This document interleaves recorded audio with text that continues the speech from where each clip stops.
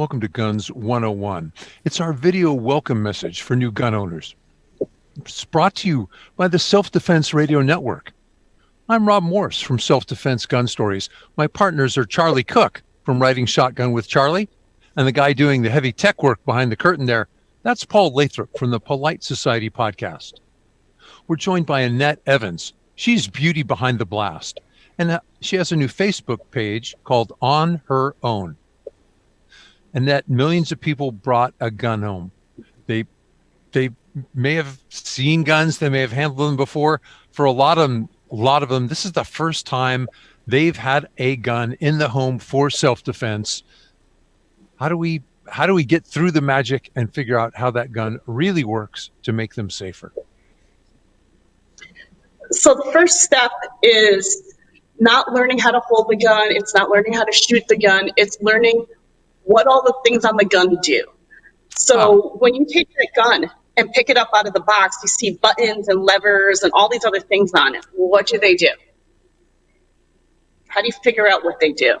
That's going to be step one. It's just like buying a new appliance and trying to figure out what all the buttons do and what all the settings are. So you can do that by, I hate to be really basic, but read the manual that came with the gun. You might be able to find a YouTube video that explains the exact model that you bought. Or you might be able to do a video lesson with one of the many instructors out there now who are doing this via Skype or Facebook Messenger or FaceTime or whatever, just to walk you through things like on a semi-auto handgun, how do you lock back the slide? What is that even?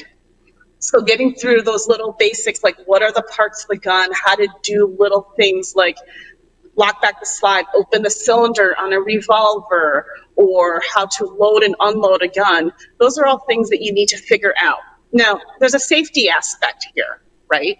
You can't just do that in the middle of the house with people running around in front of you, and you're going to need to learn those safety rules, right?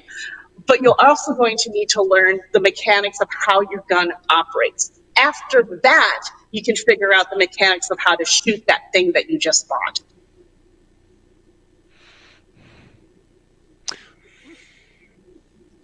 Wow. We live with the 4 safety rules of firearms. They're not just an intellectual exercise. They're not just memorized words. They're habits. Wow. We're going to try and give new gun owners those habits by Facebook Messenger? Yeah. I know that sounds really scary, right? But we're doing this via video right now. And the more that you hear the rules, the more that you think about the rules, the more you're going to be able to ingrain them in your life. One of my favorite exercises to give new gun owners doesn't require a gun at all, actually. It's a finger gun exercise. We've all done the finger gun thing, right?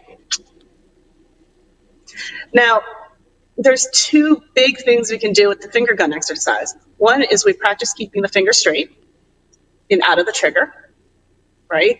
And then you start realizing that when you pick up the spray bottle of bleach to clean off your countertops or to clean off your grocery bags, that you're going to do the same thing. You pick it up, and the first thing you're going to do is keep your finger straight. And the other thing that the finger gun exercise does is let you keep track of what's a safe direction and what's pointing in that direction. I've just pointed my finger gun up in the air. What's it pointing at right now?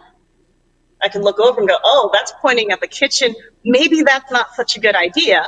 I'm going to point it this way, and I'm going to keep it pointed this way where it's pointed at a fireplace. So you see how I can just use this to practice what's a safe direction and how to keep my finger out of the trigger all the time on a handgun. I like it. Charlie, have you started teaching your students that way? I have what I do. I call it make a gun, take a gun. So they have to make a gun with their hand and then pick the gun up, and that keeps their finger off the trigger. Other than that, I tell them their finger wants to go to the trigger because guns were ergonomics before ergonomics was cool. Gotcha. So, keep going, Charlie. I was going to say, Annette, so you're talking about teaching people practicing loading their guns and manipulating their guns, and does the safety go up? Does it go down? Do you push the slide release forward? Do you push it back?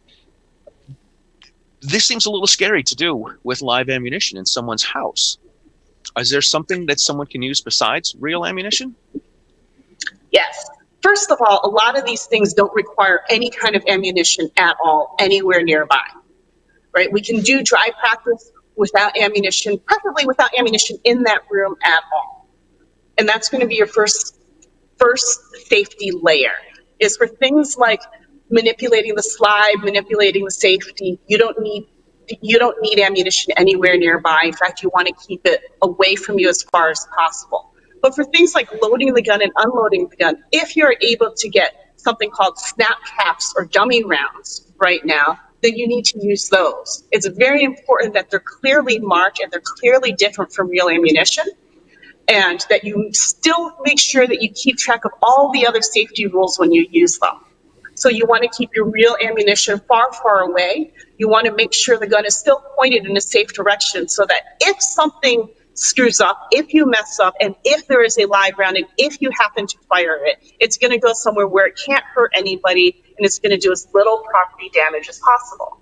The other thing is when you're loading and unloading a gun, think about other layers of safety that are available to you. Your finger needs to stay off the trigger because we're going to do safe direction. We're going to do finger off the trigger are kind of your two main safety rules. And what's your target? What's beyond it? What is the thing that you're pointing your gun at? And what's beyond that thing if the bullet goes through, or what happens if the bullet hits it and bounces off? So yeah, live ammunition, practicing things like loading, unloading, bad. But if you can get dummy rounds, then you can do it safely as long as you follow all of the other safety rules. All right, excellent. Well, Annette, you've given us a lot of great pointers and a lot of great tips for the new gun owners that we have here in the United States. You can find Annette Evans. She is the beauty behind the blast. She's got a Facebook page that's called On Her Own. You've been listening to Annette Evans and Rob Morse from the Self-Defense Gun Stories, Charlie Cook from Riding Shotgun with Charlie, and Paul Lathrop from the Polite Society podcast. The shows that we host are on the Self-Defense Radio Network. You can find all of your, oh my gosh, I forgot the line. All of your Pro Freedom podcasts in one place, and that is sdrn.us. And we hope you check out some of the more of the videos that we have here. Thank you for watching.